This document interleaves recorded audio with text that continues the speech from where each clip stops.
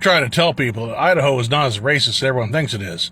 So we are out in the middle of the desert. We're driving along, and I see a car that's broken down, and there's a black man. Now, there is not a whole lot of black people here in Idaho, right? Not a lot. So I'm thinking nobody else is probably going to stop to help this man. So I'm just like, you know what? We should stop. We should stop and help this man. No, we shouldn't.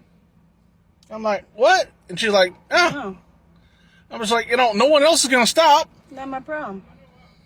And I'm like, come on, we got to help this guy out. No, we don't. See, No. The fuck we do not. So see, I just got to say, like, right now, like, she said we already had too many black people in the car. Niggas already in this little vicinity. It's too many. She said ninjas. Ninjas. That was ninjas for anyone that she has a speech impediment. It was I a little slow. Anyway, she wouldn't let me stop. She wouldn't let me help the guy. No. You know how much hotter it would be in this vehicle if we put that black man in here?